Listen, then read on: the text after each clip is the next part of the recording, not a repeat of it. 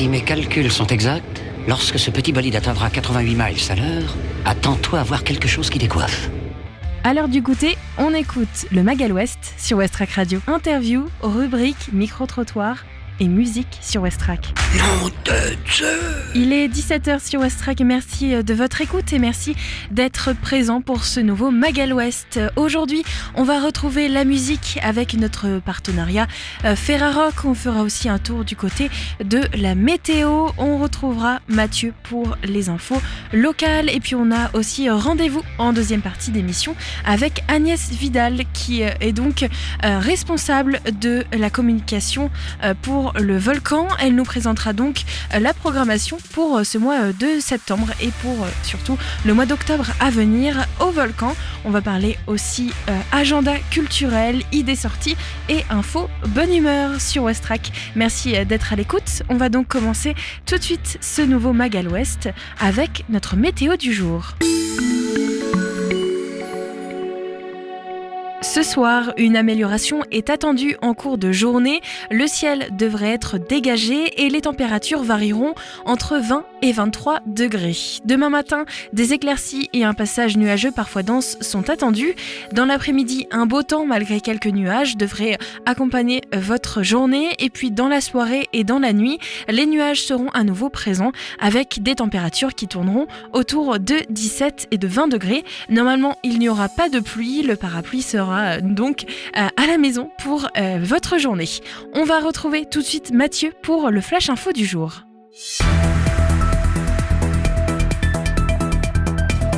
Bonjour à toutes et à tous, les actualités locales de ce mardi 26 septembre. La cité Océane se hisse à la première place du baromètre des villes marchables de plus de 100 000 habitants devant Besançon et Dijon. Son score est en légère hausse avec 10,97 en 2023 contre 10,92 en 2021. Et c'est mieux encore, elle obtient une meilleure note globale que la première des villes de plus de 200 000 habitants, à savoir Rennes, qui atteint une moyenne de 10,65. Mais le Havre sort à peine la tête de l'eau pour calculer cette moyenne. 70 000 personnes ont évalué les communes sur plusieurs critères: le ressenti global, la sécurité, le confort, l'effort de la ville, les aménagements et services. C'est le moins qu'on puisse dire, c'est que le bas blesse encore concernant une note en particulier, la pire note obtenue par la ville, 9,2, pour la prise en compte des piétons par les autorités locales. Dans l'étude, les habitants mettent en avant les aménagements sur le front de mer, qualifiés bien souvent d'agréables, mais aussi la forêt de Montjon, le parc de Rouelle, ainsi que le centre-ville. Les avis sont plus mitigés sur les quartiers de Senvic ou d'Anton.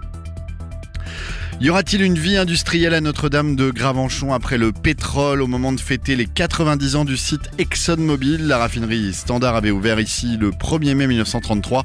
Les discours officiels ont insisté sur le formidable appel d'air économique que ce site pétrolier et pétrochimique a apporté dans le secteur de Covalet de Seine. En 1931, le village de Notre-Dame de Gravenchon ne comptait que 500 habitants.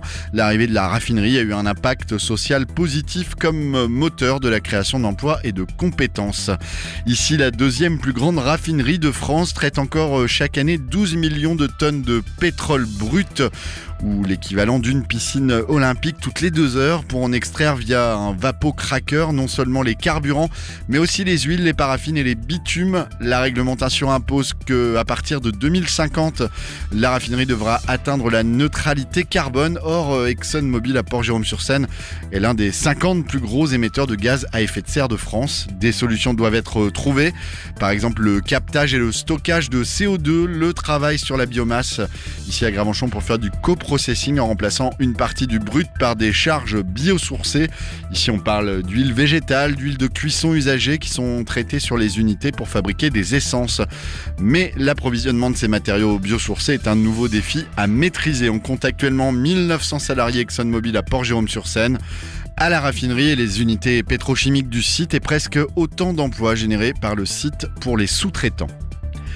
Il existe au pied du bâtiment du Nice-Havray à Sainte-Adresse un terrain de 20 000 m² auquel personne ne prête attention, en pointe et très pentu, coincé entre les boulevards Dufayel et du président Félix Faure. Ces 4 parcelles sont laissées depuis toujours à la nature et pour cause, elles ne sont pas constructibles. Mais depuis quelques années, la ville de Sainte-Adresse préempte pour acquérir la propriété de ces terres. Le but très affirmé est de créer ici le jardin Dufayel, un jardin botanique d'agrément pour se promener mais aussi se posés dans la contemplation d'un site exceptionnel. La municipalité compte bien poursuivre son projet à long terme et acquérir l'ensemble des parcelles et ainsi faire du Nice-Havrais un lieu de visite architecturale mais aussi naturel, ouvert sur la mer et l'horizon au milieu d'une flore évoquant l'autre bout du monde, le vrai, celui des terres australes. 40 exposants, tous commerçants indépendants, sont attendus au Havre pour participer au premier marché au tissu qui est organisé au Carré des Docks le samedi 7 octobre. Ce salon organisé par la société Tisséade, organisateur d'événements sur le thème de la couture, devrait attirer quelques 2000 visiteurs. C'est en tout cas le souhait de son dirigeant Norman Derelli qui a son siège en Bretagne. L'objectif de ce salon est de permettre d'échanger entre professionnels mais aussi avec le public, de trouver des idées de confection et des produits qui ne peuvent pas être trouvés ailleurs. C'est donc au Carré des Docks dans le Hall 1 ce samedi 7 octobre de 9h30 à 17h et l'entrée sera gratuite. Et enfin, les habitués de la rue Casimir-Perrier au Havre l'auront sans doute remarqué au numéro 37.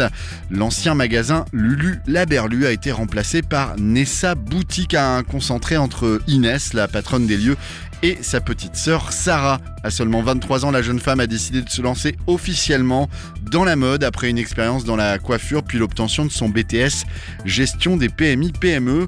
Depuis, elle écume les salons pour dénicher les tendances de demain, du 34, 36 au 58 maximum pour certains vêtements, des bijoux, des accessoires, des chaussures présentés dans une boutique épurée.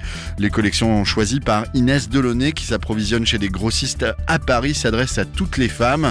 Nessa Boutique, c'est au 37 rue Casimir-Perrier au Havre et la boutique a été inaugurée le 22 septembre dernier. Merci Mathieu, vous pouvez retrouver ce Flash Info directement en podcast sur le site de westrack.com. Une info bonne humeur aujourd'hui avec un sportif qui nous vient de Fécamp qui a remporté le premier triathlon de la ville. 240 sportifs ont pris le départ du premier triathlon de Fécamp dimanche. L'épreuve a été remportée par Paul Covin, un Fécampois de 23 ans qui portait le maillot du SCO Angers. Il arborait les couleurs du Sporting Club de l'Ouest Angers, mais c'est un Fécampois de pure souche. Paul Covin, 23 ans, a gagné le premier triathlon de Fécamp, une compétition qui a rassemblé 240 sportifs originaires de toute la Normandie, mais également de Reims, de Bordeaux, de Gravelines et d'Angers. Nage en mer sur 700 mètres, course cycliste sur 21 km, puis à pied sur 5 km était donc au menu. Acclamé par son fan club, Paul Covin a terminé l'épreuve en 1h51 secondes, qui lui a donc permis de gagner la place. Il dit avoir été étudiant à Angers, mais toujours aimer sa ville Fécamp.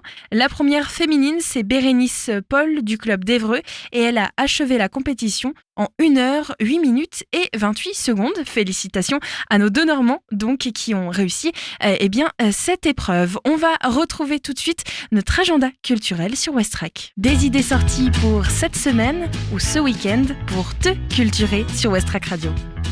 Au Havre est organisée une vente. L'association Bric à Brac au profit des personnes en situation de handicap organise une vente mardi de 14h jusqu'à 18h30 dans ses locaux au 49 rue du Perret. Cette vente permet aux étudiants ou aux personnes ayant des petits moyens de récupérer des meubles pour peu cher et l'association utilisera tout l'argent reçu, toute la recette au profit des personnes en situation de handicap. Une réunion de France Alzheimer 76 est organisée ce soir à Fécamp. C'est jusqu'à 18h. C'est au 1 rue Chasse du Puy. Réunion mensuelle d'information avec accueil, écoute. C'est co-animé par un psychologue, un bénévole et un membre du CLIC de Fécamp. Vous pouvez vous inscrire encore au 06 27 05 62 03. Et enfin, une rencontre à la Galerne pour le nouveau roman Le chantier des rentiers de Agnès Dessartes qui évoque Boris et Tsila, ses grands-parents et tous ceux qui vivaient autrefois dans le même immeuble de cette rue du 18e arrondissement de Paris. C'est donc ce soir à partir de 18h. C'est à la Galerne qui se trouve 148 rue Victor Hugo. L'inscription est possible encore en ligne. Alors n'hésitez pas à vous rendre à tous ces événements. Vous pouvez les retrouver directement sur le site Agendabre, qui est donc un agenda pour retrouver toutes les idées sorties sur Westrack. On va maintenant passer à notre découverte musicale Ferrarock du jour, un nouveau partenariat évidemment. Je vous laisse découvrir ce nouvel album, c'est un album de Glauque. Et juste après, on retrouvera notre pastille du jour. Westrack et la Fédération des radios associatives Musiques Actuelles, la Ferrarock, vous partagent la découverte musicale du jour. Nouvel album Les gens passent, le temps reste de Glauque, sorti le 15 septembre 2023 chez Augury Label. Qu'est-ce que Glauque ? Une couleur, une ambiance, une époque, ou bien le tout résumé dans les exploits d'un groupe dont la genèse remonte à 2017, quand Louis Lemage, étudiant en rupture de cursus, qui souhaite transporter ses textes écorchés en chansons, réalise quelques maquettes avec Adrien-Jean Montez, élève au conservatoire de Namur en Belgique. Quelques mois plus tard, Baptiste et Lucas, eux-mêmes étudiants au conservatoire, les rejoignent et les quatre ne tardent pas à donner leur premier concert, rendant nécessaire l'adoption d'un nom, Glauque donc. Faisant suite à l'EP Glauque, un maxi de 6 titres qui regroupait les premiers singles, Les gens passent, Le temps reste et leur premier album. Comme le nom du groupe qui joue de la polysémie, la musique de Glauque se distingue par son ambivalence à exprimer le mal et la rage de vivre, faire face à la perte avec ce qu'elle laisse en nous de bon et de moins bon, une perte qui ne se limite pas à la sensation d'impermanence que trahit le titre de l'album, ni au deuil que porte sur 10 minutes le morceau final. Elle ne coïncide qu'en partie à la rupture amoureuse de Bleu, au dessèchement de Plan Large ou au fatalisme de Pas le choix. Non, ce qui semble avoir été perdu en chemin serait plus le sentiment même d'exister ou d'exister mal incomplètement. D'où cet élan de lucidité, d'où les autoportraits aussi sans concession de Friable et Noir, où les mots dénoncent les impostures, celles de l'auteur comme celles propres à tout un chacun, quitte à en sortir avec le visage meurtri d'un boxeur après le gong. Je donnerai plus de feuilles à mon carnet. Je donnerai plus de feu à mon briquet. Je mettrai plus de fleurs à mes bouquets. Je mettrai plus de cœur dans mes versets. Je mettrai plus de sueur dans mes larcènes. Je mettrai plus de sens dans mes leçons. Il y aura plus de lueur sur la scène.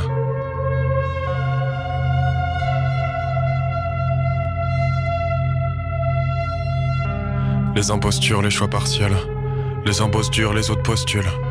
Couleur pastel, couleur lugubre. La faute à d'autres, la faute à qui? La faute à Glauque, la faute à pire. Le faux tapis, le vrai du nombre. On sait aimer le temps qu'il faut. On sait aimer le temps d'une onde. Projet solo, projet en groupe. Projet d'ego, projet en or. Projet promesse, projet produire. Projet polir, projet douleur. Projet plaisir, projet de vie. Projet de mort, projet de haine. Projet d'envie, projection de soi, projection de peur, projection de meurtre. Projet de mépris, projet hautain. Projet odieux, projet objet. Trop prétentieux, projet trop simple. Projet fini, prochain jamais. Prochain chagrin, le deuil est fait. Prochain chagrin, le deuil est fait. Souvenir écrit, oubli rappel. Parole humide, ennui mortel. Un vieil ami, silence bordel, silence radio, silence mortel. Plus de rappel, plus de crédit. Absence de paye, absence d'eau de vie. Mémoire fragment, grammaire absente, mémoire absinthe, fragment détruit. La mort d'étroit, croisement risqué. Pévéris tourne comme un sordide, études Sorbonne, condescendance, mépris des uns, souffrance des autres. Choix de voie rapide, sécurisé. Choix impossible, choix assuré. Choix de son être, tomber du bas, tomber du fond, ne pas s'en rendre compte. Brasser du vent, brasser du temps. Refaire le compte, en écrire un, prendre des nouvelles, en écrire une. Brasser du vent. Penser donner quand on partage. Plus rien ressentir, pas oser le dire. Artificiel comme l'aspartame, aseptisé, pas oser le vivre. Pas hausser le ton, ressasser le temps, vivre au passé quand c'est passé. Y a rien à faire, y a pas d'échange équivalent quand c'est passé. Tout s'est raté, des plans de vie au plan de nuit à l'arraché. Tout seul au monde, je lis Solanine, on sent mieux quand c'est accepté. Pas quand on l'est, pas quand on sait. Pas quand on s'aime, quand on accepte qu'on est tous seuls. Le deuil est fait, le mal est fait. Y a pas d'autres questions à se poser.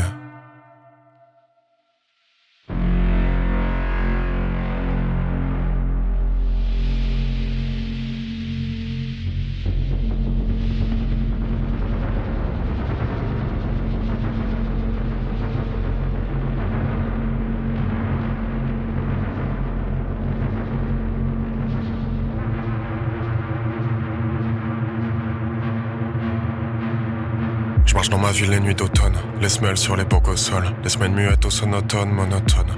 Monochrome sont les lumières, autonomes sont les secondes, pour ça que la voix est monocorde. Pour ça que le cœur est polygame, un peu de relief sur le décor, avec de la rouille sur le titane, persuadé qu'on me filme et qu'on me regarde. Pour ça que j'aime autant le drame, s'endormir sur la paille, découpé par le fer du recoin d'un détail, dépendant des saillies, d'être d'esprit qui détaille le failli. Amoncellement d'incohérence pas infaillible entre l'émotion et l'impassible. L'album un monologue entre le silence et l'indicible. Pendant que moi je m'éloigne de la naïveté du disciple, je me rassure en me disant que le père c'est penser l'autre acquier. Les plaies fermées restent des plaies visibles. Parfois rester c'est faire du mal, faire du bien c'est partir. J'ai pas d'envie particulière à part toucher les gens, même si ça me déplairait pas tellement de mourir en légende. J'ai eu besoin de prouver que je peux être sans personne à côté.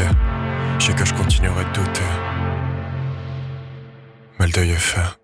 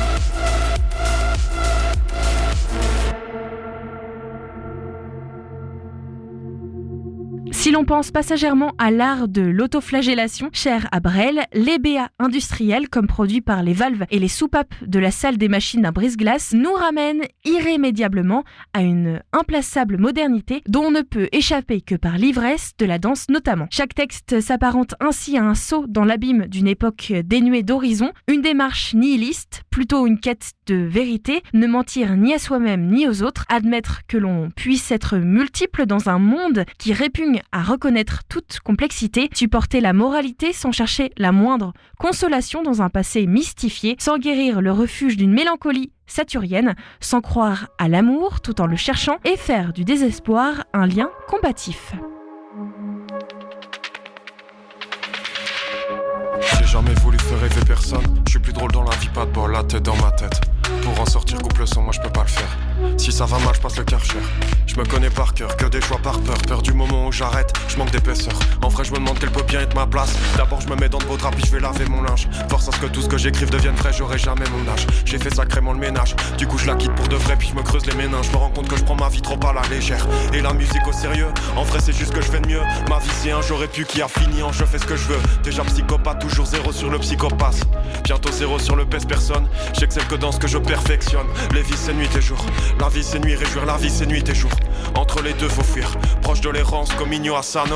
C'est inhérent comme la cause à la conséquence. Chacun son innocence, chacun son but. Même si tu croiseras quelques fils de pute qui voudront toujours te dire ce qu'il faut dire ou pas dire, faire ou pas faire, la chair de ma chair. Je te cache cet enfer, tu naîtras jamais. Je suis pas aussi égoïste qu'on le pense. Je veux pas de malentendu. J'ai rien contre toi, mais tu n'étais pas attendu. Tu ne seras jamais. Je veux pas de malentendu. J'ai rien contre toi, mais tu n'étais pas attendu. Tu ne seras jamais. Si tu viens quand même au jour, sache que j'exagère la taille des détails. Que mes relations servent à écrire. Que mes relations sont qu'un prétexte de taille certes. Si t'es là, c'est que papa a pris quelqu'un par la taille. Ou bien par les fesses, j'espère qu'il l'aura pas traité comme du simple bétail.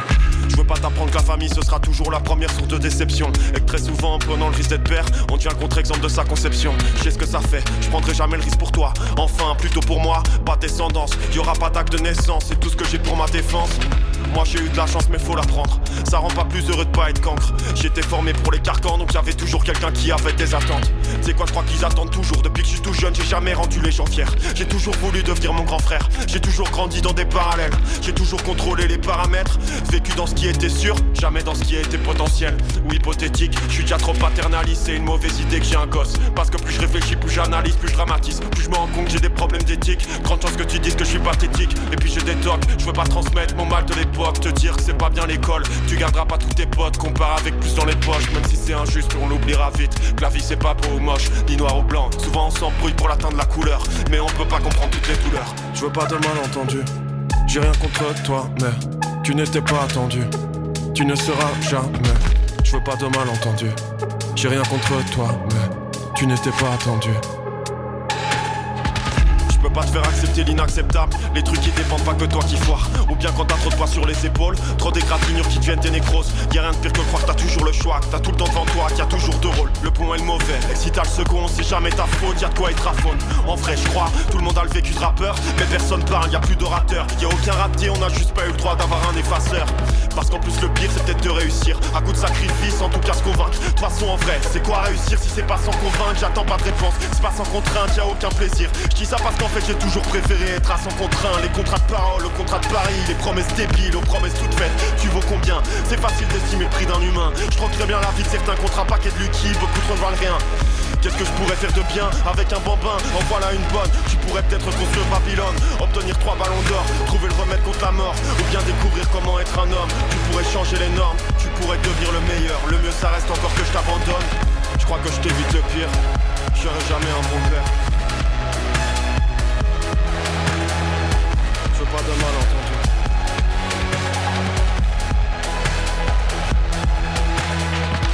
Je veux pas de malentendu. J'ai rien contre toi, mais tu n'étais pas attendu. Tu ne seras jamais. Je veux pas de malentendu. J'ai rien contre toi, mais tu n'étais pas attendu. Tu ne seras jamais. Cet album est disponible partout. Vous pouvez le retrouver sur le site de la ferrarock.org et il est sorti le 15 septembre dernier. Le Magal West, c'est dans tes oreilles du lundi au vendredi sur Westrack. Et merci de votre écoute sur Westrack. Vous pouvez retrouver cette découverte musicale directement sur le site de westrack.com ou sur le site de la Ferrarock. On aura l'occasion de parler encore de ce groupe tout au long de cette semaine et du partenariat. On va retrouver un reportage maintenant dans notre Magal West. En deuxième partie d'émission, je vais recevoir Agnès Vidal du Volcan. Avant, on écoute donc Camille. Elle s'est rendue à la rencontre de l'artiste Albert Marquet qui est actuellement exposé au MUMA. On prend donc un petit temps de découverte de cette exposition et de l'artiste direction le MUMA. Et puis juste après, eh bien, on continue avec notre interview du jour. On écoute ça. Il y a un historien d'art justement qui disait qui s'appelait Robert Ray. Il trouvait ce tableau en fait assez exceptionnel, assez extraordinaire, cette passerelle par Marquet. À l'approche de l'horizon liquide, le soleil incandescent se craquelle comme une verrerie fait éclater en 5 ou 6 gros segments le cerne de son contour. À l'honneur des Journées du patrimoine le 16 et 17 septembre 2023, le MUMA, Musée d'art moderne André Malraux, organisait une visite guidée en plein cœur de la ville du Havre pour partir à la découverte d'Albert Marquet.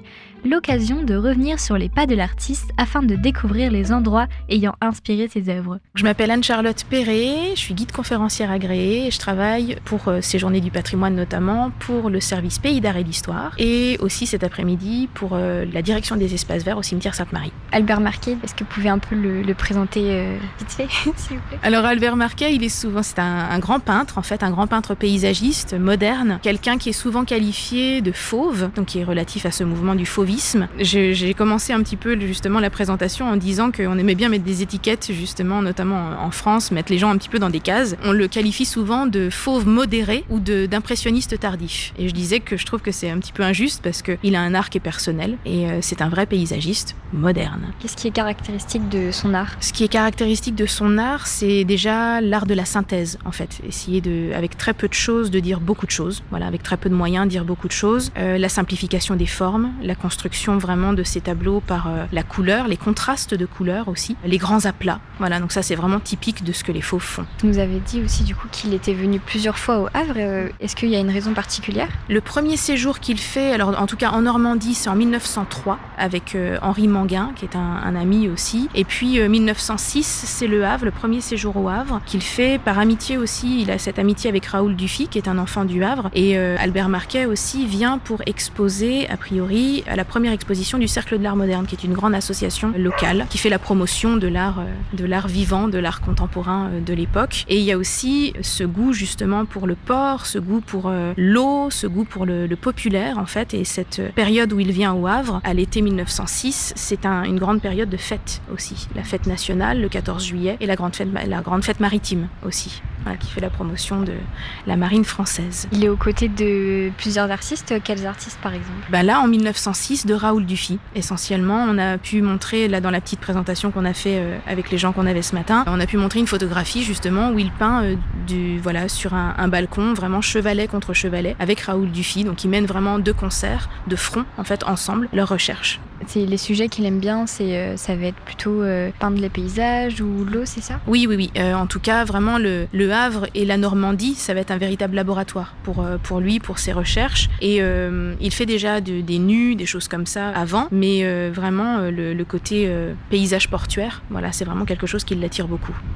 Et c'est un peintre et un dessinateur d'ailleurs qui a beaucoup voyagé. Et où est-ce qu'il a voyagé par exemple ? A priori, il n'y a pas une année dans sa vie, dans sa carrière, où il ne fait pas une escale justement dans un port. Il a un point d'ancrage, c'est Paris. Il est né à Bordeaux, sinon. Mais son point d'ancrage, c'est Paris. Alger aussi, ça va être vraiment un point très important pour lui. Et puis sinon, il va voyager soit voir la Méditerranée avec cette lumière très particulière, ce côté très lumineux, soit voir les côtés un peu plus brumeux des pays aussi d'Europe du Nord, donc aussi bien Europe du Nord qu'Europe du Sud. Et il a justement vous en avez parlé pendant la présentation, une attirance pour les ports ou pour l'eau. Oui, il y a vraiment, on dit souvent c'est un peintre portuaire, un peintre voyageur, un peintre de l'eau, un peintre des reflets. Ça on le voit vraiment très bien à l'exposition du MUMA. Alors est-ce que c'est le fait qu'il soit né à Bordeaux, voilà, qui était une prédisposition, je ne sais pas, mais en tout cas c'est quelque chose qui est quelque chose de récurrent vraiment dans son travail, et il excelle vraiment à représenter les reflets et l'eau. Peut-être que ce qui le séduit aussi, ce que j'expliquais aux gens tout à l'heure, c'est que le fait que dans un port, il y a toujours cette relation, je trouve très intéressante, entre le proche et le lointain. Voilà. Et c'est vraiment, on est dans un port, on n'a pas besoin d'être ailleurs pour que notre imagination puisse se mettre en mouvement. Et ça suscite vraiment l'imaginaire. C'est quelque chose que je trouve assez propre justement à un port, à un avant-port.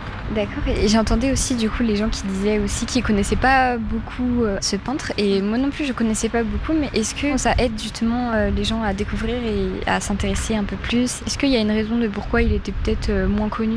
On dit souvent qu'il a été d'une nature, lui, assez discrète. Est-ce que ça a compté ? Je ne sais pas. Maintenant, il était entouré aussi peut-être de personnalités personnalité qui était plus expansive, aussi peut-être plus expressive, aussi c'est peut-être juste une image que l'on se fait de Marquet, mais quelqu'un comme Henri Matisse, par exemple, quelqu'un qui a été beaucoup plus connu aussi, Derain, Vlaminck, voilà les noms qu'on associe souvent, même Dufy, qu'on associe beaucoup plus au fauvisme que Marquet. Marquet, il décède en 1947 aussi, ce qui est juste la période vraiment d'après-guerre. C'est un moment où le paysage connaît un petit peu un espèce de purgatoire comme ça, et donc le travail de Marquet va peut-être être plus reconnu, redécouvert en quelque sorte dans les années 60-70. Et par la suite, voilà, c'est vrai qu'il y a eu des grandes expositions, même en 2016, le musée d'art moderne, je crois, de Paris, qui a fait aussi un très beau catalogue à cette occasion-là. Cette exposition justement au MUMA, qui le remet complètement aussi dans la lumière, avec de très bons retours et de très bonnes appréciations vraiment des gens qui viennent découvrir ces toiles en vrai. Et justement, il y a combien à peu près d'œuvres, est-ce que vous savez ? Alors moi, je crois que j'ai pas les chiffres. En tout cas, le MUMA a une collection à peu près de 38 ou 39 œuvres de Marquet, tout confondu, aussi bien toiles que dessins, ce qui est quand même déjà assez important. Par contre, je ne sais pas exactement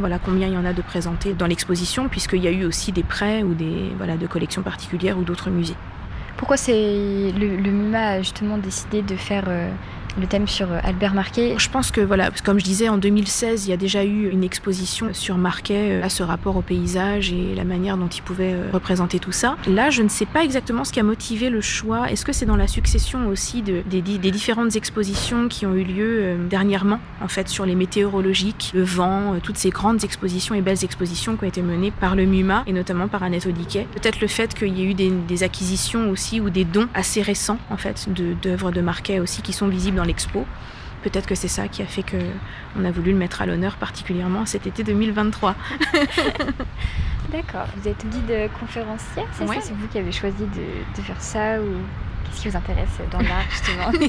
Hyper beaucoup de questions, mais vous voyez un peu moi, j'ai une formation en fait en histoire de l'art déjà à la base, qui est ma formation principale. J'ai fait mon stage justement aussi au MUMA, mon stage d'études. J'ai un intérêt particulier justement pour la peinture, l'art de manière générale. Sinon, je travaille aussi bien sur l'architecture en fait, vraiment dans la ville. Mais là, c'était un vrai souhait de faire sortir à nouveau le sujet du musée, de le réinscrire vraiment dans la ville. Et c'était ça qui était intéressant. On avait déjà fait ça avec le service Pays d'Art et d'Histoire pour la grande rétrospective qui avait eu lieu sur Raoul Dufy. Donc il y avait cette idée de refaire quelque chose dans le même esprit. Est-ce qu'il y a d'autres visites comme ça qui vont se faire ou c'était vraiment juste aujourd'hui pour les journées du patrimoine ? Alors là, c'est un format vraiment réduit qu'on a proposé pour les journées du patrimoine. Autrement, on l'a fait pendant tout l'été sur un format de 2 heures. Et je crois que ça a assez bien marché.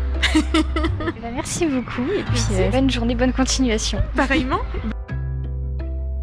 Merci à Anne-Charlotte Perry qui a répondu à mes questions. J'espère que vous en avez appris un peu plus sur l'artiste qui est Albert Marquet. L'exposition dédiée à ce peintre est malheureusement finie au MUMA depuis le 24 septembre, mais on peut toujours retrouver quelques œuvres de l'artiste dans le musée, ainsi que de nouvelles expositions qui arrivent très bientôt. Je pense notamment à celle dédiée à la non-figuration nommée Itinéraire abstrait, débutant le 28 octobre 2023.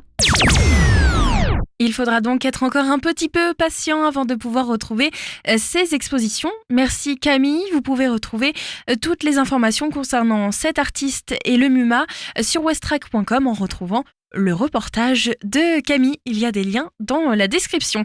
Avant de retrouver notre interview avec Agnès Vidal, on écoute de la musique. On va écouter le titre Shy Guy et c'est signé Bridgean sur Westrack.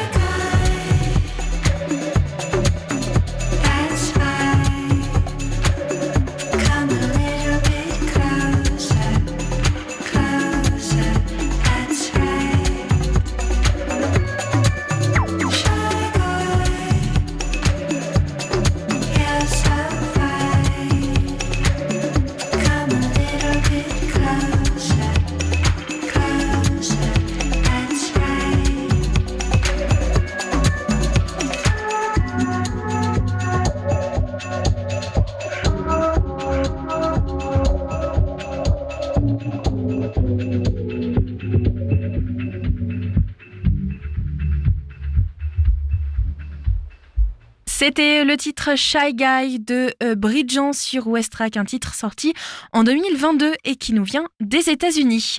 On va tout de suite accueillir dans le studio Agnès Vidal, qui est donc responsable de la communication et de la presse au Volcan. On va parler programmation pour cette nouvelle saison. Bonjour Agnès Vidal. Bonjour. Vous allez bien ? Très bien, merci beaucoup. Alors pour la rentrée, le Volcan affiche une nouvelle saison riche en programmation. Avant de plonger dans ces spectacles multiculturels, y a-t-il cette année un thème ou un parti pris sur des spectacles proposés cette année ? Alors des thèmes, il y en a plein à traverser pendant toute la saison et un parti pris, c'est un moment important pour le Volcan puisque on défend cette année la première programmation construite par notre nouvelle directrice Camille Barneau. Donc c'est vraiment l'inauguration d'un nouveau projet, d'un nouveau regard sur la scène nationale qui se déploie tout au long de l'année. Donc ça ne se traverse pas forcément à travers des thématiques, même si on peut par exemple identifier le fait que on s'intéresse de plus en plus et on voit que les artistes sont de plus en plus sensibles aux sujets vraiment de société qui traversent les questionnements de tout le monde, qu'on retrouvera pas mal dans la programmation par exemple. La programmation a donc dû être préparée longtemps à l'avance avec la venue de cette nouvelle directrice ? Une programmation de théâtre comme le Volcan, ça se prévoit entre 1 et 2 ans à l'avance. La saison est déjà commencée avec très prochainement le Bar à l'Ouest. Et quelle programmation vous nous proposez pour ce Bar à l'Ouest cette année ? Alors c'est un peu particulier, Bar à l'Ouest, c'est un événement qui est porté donc qui fait partie du festival West Park, qui est un petit peu la répétition générale du festival dans les bars. Et la petite nouveauté, c'est que donc le Volcan s'associe à cet événement en ouvrant les portes de notre bar à nous, le Fitz. Oui. Donc vous verrez la porte, on appelle ça la porte Boeing du Volcan s'ouvrir du côté du bassin du commerce pour vous accueillir. Et donc c'est presque la première fois qu'on fait ça, et il y aura d'autres rendez-vous comme ça proposés avec le Tetris, un peu sur un modèle d'after, donc c'est une deuxième partie de soirée à partir de 22h, et on a le plaisir d'accueillir le groupe Delphus, qui propose un mix entre électro et des ambiances plutôt orientales, avec toute une création aussi plastique, lumineuse et vidéo dans le feed, ça va être assez incroyable. Oui, pour ceux qui ne connaissent pas du tout le Bar à l'Ouest, c'est un peu l'avant West Park, et le West Park c'est à partir du 20 octobre au Tetris. Et donc, vous accueillez des artistes avant. Alors, cette porte Boeing dont vous nous parlez, en fait, c'est à l'extérieur, c'est pas la même entrée par le Volcan, c'est ça ? Exactement, on entrera par la rue de Paris directement dans le Fitz. Qui est donc le bar du Volcan. Absolument. Pour clôturer le mois de septembre, c'est un opéra avec Carmen. Alors, pourquoi est-ce que vous avez fait ce choix ? Alors là, changement d'ambiance complet, changement de salle aussi, puisqu'on sera dans la grande salle. Là aussi, voilà, le mois de septembre, c'est pas encore tout à fait le moment d'ouvrir la programmation en tant que telle du Volcan. Donc c'est le moment aussi de s'ouvrir à nos partenaires, d'ouvrir nos portes. Donc c'est un peu, un moment aussi assez spécial, qui est gratuit, c'est important de le dire, dans la grande salle. Et on s'associe à plein de lieux dans toute la Normandie pour une retransmission en direct de l'opéra qui sera créé à l'Opéra de Rouen-Normandie. Voilà, donc c'est une nouvelle création de Carmen, qui s'appuie notamment sur l'inspiration de l'époque pour créer les décors et les costumes. Et puis bien évidemment, on entendra tout ce qu'on connaît de Carmen. C'est important de proposer, on parlait donc d'un duo très électro, c'est important de proposer une programmation éclectique pour plaire à tout le monde au Volcan. C'est notre mission de défendre toutes les esthétiques, de s'adresser effectivement à tous les publics et puis aussi de défendre le travail d'artistes les plus divers et les plus variés. Toutes les esthétiques ont leur place au Volcan, ça fait partie de notre travail.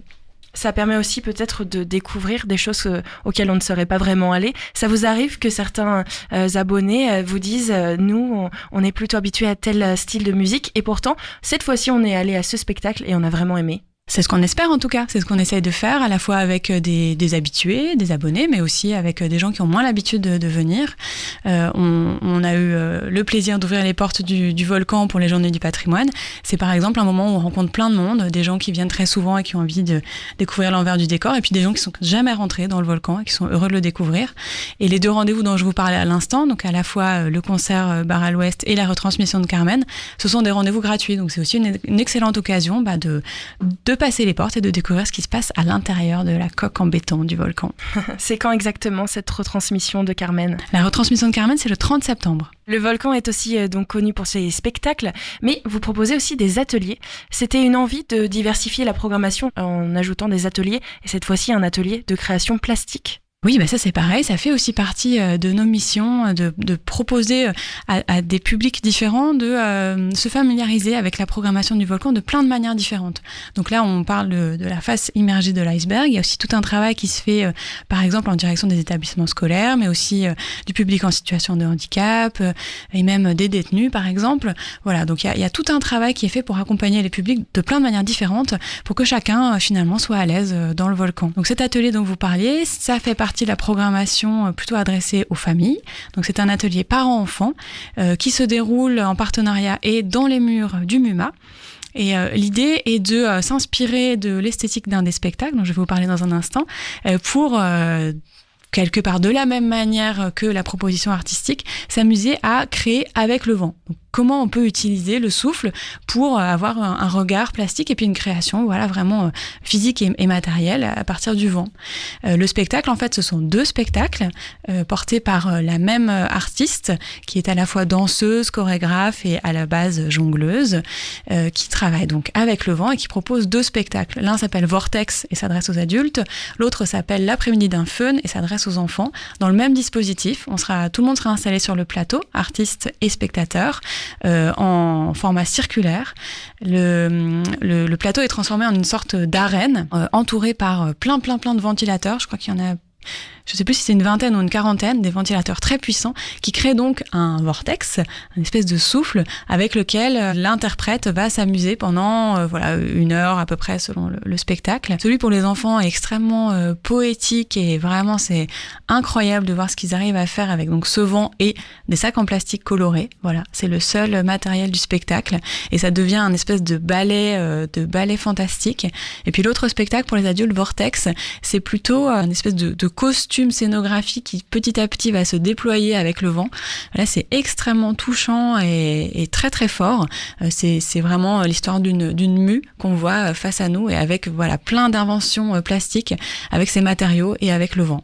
Et alors, qu'est-ce que vont faire les adultes et les enfants dans cet atelier ? Ils vont reproduire des mouvements du vent. Qu'est-ce qu'ils vont faire précisément ? Ils vont vraiment expérimenter à partir de différents matériaux comment on peut les mettre en mouvement ou en tout cas en volume grâce au vent. Donc l'idée est vraiment de traverser plusieurs expériences. C'est un atelier, donc il ne s'agit pas non plus forcément d'arriver avec un produit fini à la fin, mais vraiment d'essayer avec différents matériaux comment on peut utiliser le souffle, l'absence de souffle, l'aspiration, vraiment expérimenter tout ce qu'on peut faire avec ça. On n'a pas besoin d'être un artiste nous-mêmes, on peut venir avec nos enfants pour vraiment expérimenter. Absolument, c'est l'idée. Pour cet atelier, est-ce que l'artiste sera présente aussi pour accompagner ? Non, là, l'idée, c'est vraiment, on a plusieurs formats d'ateliers. Certains, effectivement, se déroulent avec les compagnies invitées. Là, l'idée, c'est plutôt de proposer un autre regard. Donc, c'est plutôt un artiste plasticien qui sera invité à faire travailler les familles autour de cette thématique. En fait, c'est des spectacles qui ont été créés il y a plus d'une dizaine d'années, je crois, et qui font vraiment partie du répertoire. C'est vraiment des spectacles assez iconiques de la création contemporaine et notamment de comment le cirque a pu évoluer vers des formes vraiment à la fois plastiques, contemporaines et en s'éloignant de la virtuosité et de la performance, puisque l'artiste dont on parle a eu un parcours d'artiste circassienne, de jongleuse, et puis petit à petit a voulu s'écarter du schéma classique du jonglage pour proposer des choses plus créatives. Voilà, donc c'est un spectacle qu'on est on va dire binôme de spectacles qu'on est très fiers de présenter. C'est aussi notre rôle de proposer des créations toutes récentes, on le fait beaucoup, mais aussi de donner à voir vraiment des instants de création comme ça qui ont marqué l'histoire de la création récente. En tout cas, de la manière dont vous en parlez, moi je suis emportée par le vent et j'ai vraiment envie de découvrir ces spectacles. Pour découvrir aussi autre chose, c'est découvrir le volcan en lui-même, le bâtiment, puisque cette année, une visite est organisée en lien avec le pays d'art et d'histoire et le volcan pour révéler les secrets du bâtiment. C'est une visite à 2 voies.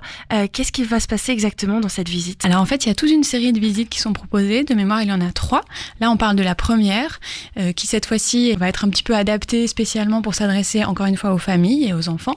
Le principe, c'est que le volcan, c'est un bâtiment avec son histoire, vraiment une histoire là aussi iconique de la création création de l'architecture. Donc ça, c'est la partie qui va plutôt être présentée par l'équipe de Pays d'Art et d'Histoire.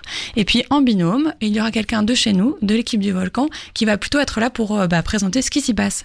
Alors il se passe plein de choses, il passe des accueils de résidence, il passe des spectacles, et puis toute la partie du fonctionnement du bâtiment, avec aussi les aspects techniques, les aspects d'accueil, etc. Donc l'idée, c'est vraiment, encore une fois, de présenter deux regards sur ce bâtiment, le côté architectural, historique, et le côté maintenant c'est un bâtiment qui vit, donc comment on y vit. Et puis comme donc c'est une visite spécialement pour les familles, l'idée c'est aussi d'avoir un temps de visite mais qui soit pas non plus trop long, pas trop compliqué pour les enfants, et puis qu'ensuite on se retrouve tous pour un temps de fabrication, une petite initiation à la fabrication d'une maquette, qui est aussi un très très bon moyen de se rendre compte comment ce bâtiment a été conçu, l'intérieur, comment les espaces s'imbriquent les uns dans les autres et comment on circule à l'intérieur. N'hésitez pas à vous inscrire en amont, hein, c'est le genre de rendez-vous, c'est important de réserver en amont. Cette visite, elle est donc organisée le 14 octobre et on le précise, elle est totalement gratuite. Comment est-ce qu'on peut s'inscrire ? On parle donc d'événements, de spectacles, de théâtre et bien sûr aussi de chant. Comment est-ce qu'on peut réserver nos places, même quand c'est gratuit? C'est important aussi de réserver ses places? Oui, c'est toujours important de réserver ses places. C'est très simple, vous vous rendez sur le site internet du Volcan, soit directement sur les événements ou soit dans le petit onglet billetterie. Vous retrouvez tous les événements et effectivement, y compris les ateliers, les rendez-vous gratuits. La petite précision que je peux vous donner, c'est que si ça apparaît complet, ne désespérez pas, ça vaut le coup de rappeler la billetterie ou de retenter votre chance un peu plus tard, et il arrive souvent que des places se libèrent. Merci pour l'information. Ça arrive qu'il y ait des spectacles qui soient prisés dès l'ouverture de la billetterie? Oui, tout à fait, notamment parce que certains jouent avec des jauges réduites. Par exemple, on travaille encore et toujours, et avec le plus grand plaisir, avec le Théâtre des Bains-Douches, qui accueille un certain nombre de nos spectacles en partenariat. Donc là, évidemment, la jauge n'est pas la même que celle du Volcan. Donc ça fait partie des spectacles, par exemple, qui peuvent se remplir très vite. Et puis, certains spectacles de danse, par exemple, on ne présente qu'une seule représentation, parfois. Donc là, aussi, ça se remplit plus vite. Voilà, c'est très variable. Mais encore une fois, n'hésitez pas à retenter votre chance plus tard. Il y a souvent des places qui se libèrent en dernier moment. C'est un fonctionnement qu'on est obligé de faire comme ça, mais ça peut faire des heureux. Et certains spectacles sont donc programmés par le Volcan, mais exportés dans d'autres lieux, comme vous nous disiez, avec le Théâtre des Bains-Douches? Oui, c'est ça. C'est pas exactement programmé par le Volcan et exporté, ça peut arriver, mais là, en l'occurrence, c'est vraiment un travail de partenariat. Ce sont des spectacles qui sont choisis ensemble et vraiment dans une démarche qu'on partage, donc avec le Théâtre des Bains-Douches, de soutien à la jeune création et à l'émergence. Donc, c'est des spectacles qu'on repère ensemble. Souvent, ça donne lieu aussi à des coproductions, donc c'est-à-dire qu'on participe aux fonds nécessaires pour créer les spectacles. Ça fait aussi partie de nos missions. Et puis, on va jusqu'au bout et donc on les présente sur le plateau du Théâtre des Bains-Douches. Donc, c'est vraiment un travail qui est fait main dans la main. C'est pas juste un accueil de la part des Bains-Douches. Et vous avez d'autres structures culturelles avec lesquelles vous travaillez? Oui, beaucoup, notamment dans le cadre du Haddock Festival, un festival donc dédié à l'enfance, la jeunesse et les familles, et les scolaires aussi.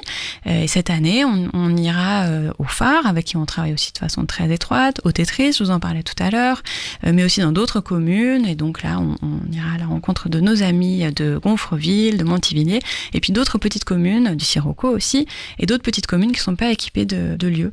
Après, je vous le disais, on travaille avec le MUMA, qui va accueillir aussi des représentations. J'en oublie peut-être, mais voilà, chaque saison, on a aussi toute une série de partenaires. Alors, vous avez parlé du Haddock Festival. Est-ce qu'on peut avoir une petite idée de ce qu'on pourra retrouver cette année pour c'est la 6e édition? Absolument, la 6e édition. Eh bien, alors, comme chaque année, des spectacles pour petits et grands. La petite nouveauté de cette année, c'est qu'on élargit un petit peu la tranche d'âge, puisqu'on s'adressera aux enfants à partir de 1 an, donc dès les tout petits. Et puis surtout, on va avoir plusieurs propositions pour les plus grands, parce que on s'est dit que depuis les premières éditions du Haddock, les enfants qui étaient en CP quand on a commencé, ils sont maintenant au collège, donc on n'avait pas envie de les laisser tomber, et donc on a plusieurs propositions à destination, on va dire des collégiens, voire même des lycéens, notamment une qu'on a déjà communiquée dans la programmation du Volcan, puisqu'elle sera présentée en grande salle, qui est le spectacle Les Doyens. C'est la nouvelle création d'un artiste qui s'appelle Christophe Honoré, qu'on connaît plutôt en tant que réalisateur, mais en fait il est aussi metteur en scène et il est aussi auteur jeunesse depuis très longtemps. Et là il propose un spectacle, alors qui n'est pas encore créé, on va le découvrir bientôt, mais qui est très enthousiasmant dans sa manière de travailler, puisqu'il s'agit de mettre en scène deux conférenciers particulièrement ennuyants et assez arrogants vis-à-vis des enfants, et puis de quelque part voir combien de temps les enfants vont tenir avant de se rebeller, et on pense bien qu'ils vont pas tarder à dire ce qu'ils en pensent. Voilà, donc c'est vraiment un spectacle qui joue aussi sur le libre arbitre des enfants, leurs paroles, leur droit à s'exprimer eux-mêmes. Donc on est assez fiers de présenter cette première création. Et puis voilà, plein d'autres propositions à découvrir sur tout le territoire. Un grand bal d'ouverture comme d'habitude, une boum à la fin, des ateliers un peu partout et notamment dans le grand hall du Volcan. Voilà, une fête qu'on prépare d'arrache-pied. L'année dernière, c'était près de 20 programmations. Est-ce qu'on peut espérer autant, voire plus pour cette année ? L'année dernière, il y en avait un tout petit peu moins, il y en avait une quinzaine, et cette année, on a 19 spectacles, et plus tous les ateliers, des événements gratuits. Voilà, donc effectivement, il y en a un petit peu plus de communes partenaires, et puis 2 nouveaux partenaires qui sont donc les lieux culturels que je vous citais, en particulier le Phare et le Tetris, et même le SEM. Vous aimez intégrer les enfants à la programmation parce que ce sont peut-être les futurs spectateurs de demain ? Ce sont les spectateurs d'aujourd'hui, même. Oui, effectivement, il y a cette idée de se dire que les spectateurs qu'on voit tout petits dans nos salles, dans notre hall, on les retrouvera plus tard dans la grande salle. Mais aussi parce que de plus en plus, et ça c'est vraiment de plus en plus vrai, la création à destination du jeune public est une création à part entière qui a ses exigences, ses artistes émergents, et on s'aperçoit même qu'on connaît pas mal de contraintes, à la fois techniques, sur aussi le rapport scène-salle. On est obligé de prendre en compte les spectateurs quand on travaille pour des enfants de 1, 2, 6 mois. Voilà, donc on s'aperçoit que c'est un domaine qui est particulièrement créatif et donc qui fait partie complètement de notre programmation. Vraiment, c'est quelque chose qui est défendu très fort. On n'est pas là dans une programmation bis pour les petits, mais vraiment, ça fait complètement partie de notre projet. Est-ce que la billetterie est déjà ouverte pour le Haddock Festival ? La billetterie ouvrira le 14 octobre. Et enfin, pour le théâtre, on a beaucoup parlé des enfants. Est-ce que les adultes aussi vont pouvoir découvrir une programmation théâtrale pour cette première partie de saison ? Ah bah oui, bien sûr. On les a évidemment pas oubliés. On ouvrira la saison avec un grand bal qui a la particularité, il s'appelle Bal marionnettique, proposé par la compagnie Les Anges au plafond, qui est maintenant installée au CDN de Rouen.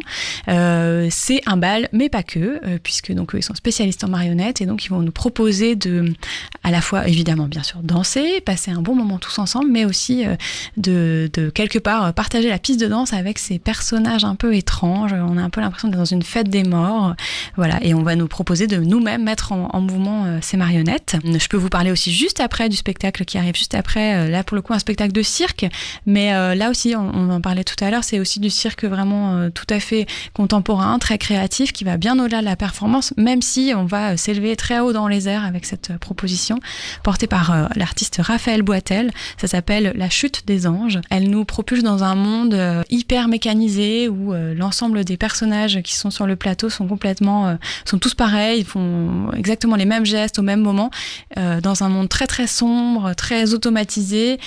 Et puis bien sûr, tout d'un coup, la clarté et la lumière va arriver quelque part et mettre un grain de sable dans ce truc très très très réglé. Je vous parlais tout à l'heure de Fia Ménard sur les 2 spectacles, dont je vous disais que ça faisait partie un peu de spectacles iconiques, presque du répertoire de la création contemporaine.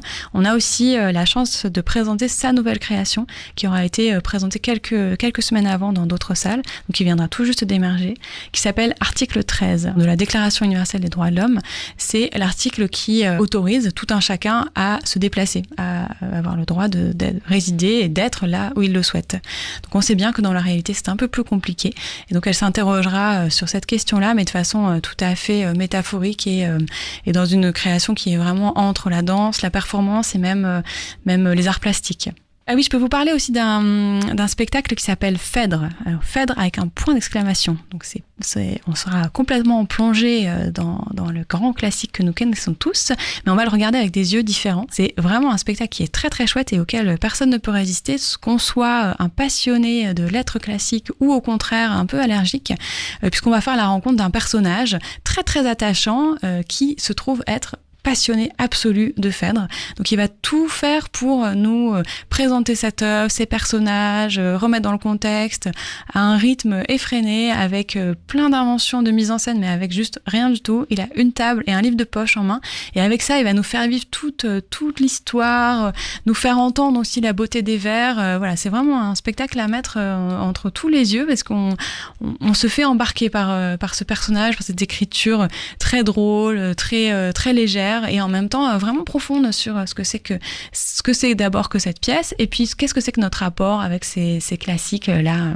Beaucoup de messages importants, donc même avec les enfants, on parlait du Haddock Festival et du libre arbitre. C'est important de mélanger les disciplines et de toujours avoir un message dans les spectacles que vous choisissez, que ça apporte une réflexion. Effectivement, quelque part, ça se fait presque un peu malgré nous. On s'aperçoit que les artistes comme nous sont interrogés, intéressés par les sujets de société qui nous traversent tous.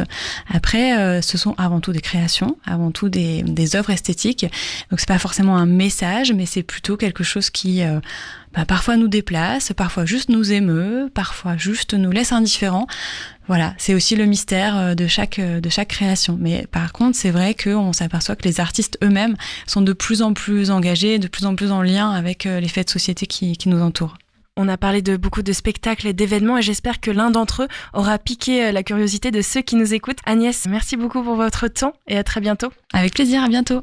C'est la fin de notre Magal Ouest du jour. Merci de votre écoute. Je vous donne rendez-vous demain à partir de 17h pour parler ciné, séries, grand écran, streaming, tout un tas de choses autour du cinéma et des séries. Ça, c'est demain à partir de 17h. Et puis, on se retrouve le matin aussi, juste après le 8 à 9 avec Mathieu pour parler musique, avec 3 heures ensemble pour découvrir la playlist musicale de Westrack. Le Magal Ouest, ça continue aussi jeudi et vendredi avec d'autres invités. Alors n'hésitez pas à vous joindre à nous. Je vous souhaite donc une excellente soirée. Je vous dis à très vite. Et puis nous, on va se quitter avec un titre, évidemment. Le titre, ça s'appelle Flow the Whistle. Et c'est Flo Milli qui nous présente ce titre. Un titre qui est donc une entrée en playlist. Il est sorti en 2023 et il nous vient des États-Unis. Merci à nouveau de votre écoute et très belle soirée sur Westrack.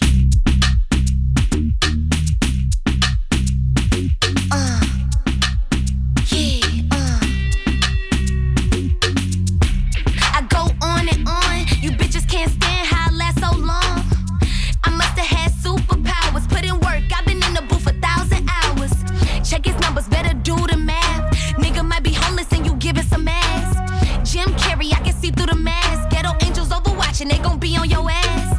And for the last like 4-5 months, I've been feeling like ice, made your nigga much. You was never my type, can't be seen with a slut. And your money too short, kitty won't even come. Are you dumb? What's my favorite word? Flo Milli, bitch. Yeah, I'm in that mode, I'm on Flo Milli shit. Better keep you a hustle, don't stop till you rich. Every time I look up, a new hoe on my dick. Ho, it's over, blow the whistle. He bout to drown in this pussy, come get him. Hello? Ho, it's over, blow the whistle. Somebody please help this nigga. AP on my wrist, where you get that from? He got 99 bitches, but my ass ain't one. I don't trip, keep it trill, bitch, I feel like Bun. Shaking ass in Jamaica while he feeding me rum. Are you drunk? Why you pressing me? I'm not your lady. This nigga want me to have his baby.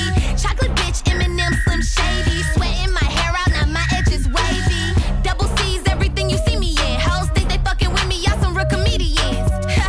I was double dutching that nigga. He don't never hit you cause you clutching that.